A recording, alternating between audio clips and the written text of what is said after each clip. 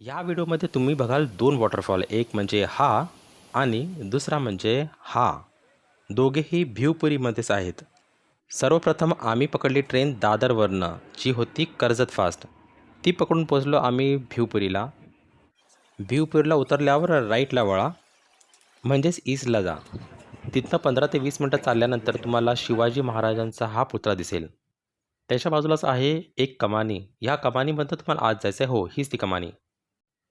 हिच्यातनं आत गेलं की 15 ते 20 मिनिटात अजून तुम्हाला एक धरण भेटेल, जे आहे धोम डॅम. हा धरणाकडे जाण्याचा रस्ता. ही फारच इझी ट्रेक आहे. तुम्ही तुमच्या फॅमिलीलाही घेऊन येऊ शकता इथे. लहान मुलंही घेऊन येऊ शकता इथे. ॲक्च्युली फॅमिली झालेल्या आपल्या लहान मुलांबरोबर. थोडं पुढे गेल्यावर तुम्हाला दिसेल हा धूम डॅम. मुंबईवरून तसं फारसं लांब नाही.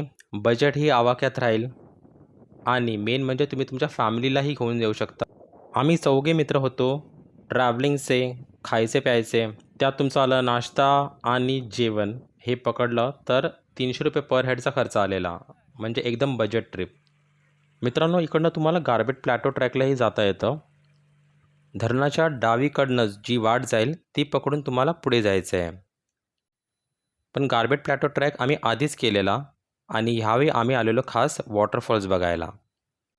वन डे पिकनिकच्या हिशोबाने तुम्ही इकडे सहज येऊ शकता आणि खूप एन्जॉय करू शकता, तेही अगदी बजेटमध्ये. आम्ही गेलेलो जून महिन्याच्या एंडला. धरणाला व धबधब्यांना भरपूर पाणी होतं. हो, इकडे कमी दिसते, पण पुढच्या धबधब्यांमध्ये तुम्ही बघाल किती भरपूर पाणी होतं ते. वाट ही अतिशय सोपी आहे आणि रिस्की नाही आहे. आणि इथे राईटला तुम्ही बघू शकता गारबेट प्लॅटो. इथे तुम्हाला या धरणाखेरीज दिसतील छोटे मोठे धबधबे आणि एक छोटीशी स्ट्रीम पण आहे, ती तुम्हाला पुढे दिसेल.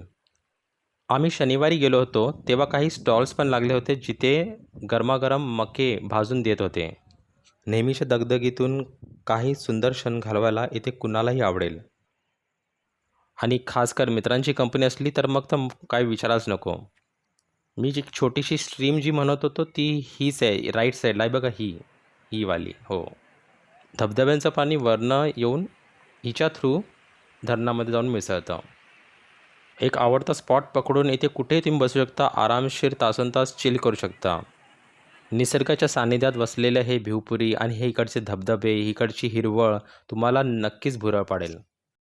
इकडच्या धबधब्यांचे, ह्या स्ट्रीमचे हे तुम्ही काही व्हिडिओज बघू शकता. किती छान, स्वच्छ आणि सुंदर पाणी आहे हे. आणि या छोट्याशा ट्रेकमधला जो मोठा धबधबा आहे तो आहे हा. इथे जाण्यास थोडंसं पुढे जावं लागतं लेफ्ट साईडला. अशी काही वाट आहे, ती सावकाश क्रॉस करून तुम्ही त्या धबधब्याच्या पायथ्याशी जाऊ शकता. आम्ही गेलो तेव्हा फारसा पाऊस नव्हता. हा धबधबा बघा, किती छान आहे आणि किती सुंदर आहे. आणि तरी आवाज कमी केलेला आहे व्हिडिओमध्ये मी एडिट करून, पण खूप आवाज होता, खूप फोर्स होता त्या पाण्याला. मित्रांनो, भिवपुरी रेल्वे स्टेशन हा नेरळनंतर येतो व कर्जतच्या आधी पडतो. मित्रांनो, भिवपुरीचे हे सुंदर शहर रायगड जिल्ह्यातील कर्जत तालुक्यामध्ये वसलेले आहे. इथे तुम्ही रोडमार्गे स्वतःची गाडी करूनही येऊ शकता. मित्रांनो, स्टेशनच्या बाजूलाच एक नाश्त्यासाठी तुम्हाला एक चांगलंसं दुकान भेटेल. तिकडे तुम्हाला वडापाव वगैरे बेसिक स्नॅक्स भेटतील. आणि जर जेवायचं असेल तर तुम्हाला जो मेन रोड आहे, जो नेरळ कर्जत रोड आहे, तिथे यावं लागेल. तिथे बरेचसे ऑप्शन्स तुम्हाला मिळतील नाश्त्यापासून जेवणापर्यंतचे, व चायनीजही भेटेल तिकडे. एका छोट्याशा घरगुती हॉटेलमध्ये ₹99 थाळीचा रेट होता, जो तुम्ही तिकडे चेक करू शकता. आम्ही तसं चायनीजच खाल्लेलं, ते पण त्याच नेरळ कर्जत रोडवरती होतं. छान होतं जेवण. हा धबधबा बघून झाल्यानंतर आम्ही रिक्षा पकडली व पोचलो इथे. भिवपुरी फार्म्सच्या जवळच एक मोठासा वॉटरफॉल आहे, जिथे जास्त चालायची गरजही नाही आहे. इकडेच तुम्ही बघू शकता. दुपारी जेवल्यानंतर आम्ही रिक्षा पकडून आलो इथे. भिवपुरी फार्म्सच्या जवळच आहे हा धबधबा. ₹30 पर सीटच्या हिशोबाने रिक्षावाल्याने पैसे घेतले आमच्याकडनं. भिवपुरी फार्म्समध्ये तुम्ही स्टेही घेऊ शकता. आम्ही त्यांना विचारलं असता त्यांनी एका माणसाचे ₹1700 असा रेट सांगितला होता. खायचे, प्यायचे व राहायचे. आणि हा जो धबधबा आहे तो मेन धबधबा आहे भिवपुरीचा, जिथे जास्तीत जास्त पब्लिक येते. हा धबधबा भिवपुरी फार्म्सवरनं अगदी जवळ आहे. जास्त चालायची गरजही नाही लागणार. त्यामुळे जास्तीत जास्त लोकं इथे नक्की येतात. या धबधब्याला भरपूर फोर्स होता.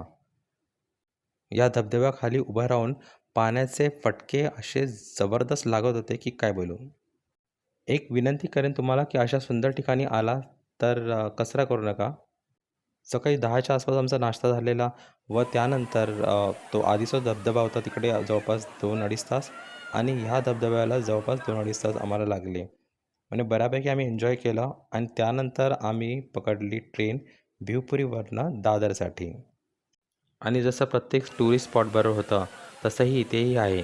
जितक्या लवकर याल तितकी कमी क्राऊड म्हणजे फोटोही चांगले येतील आणि तुम्हाला एन्जॉयही करायला भेटेल चांगल्या प्रकारे.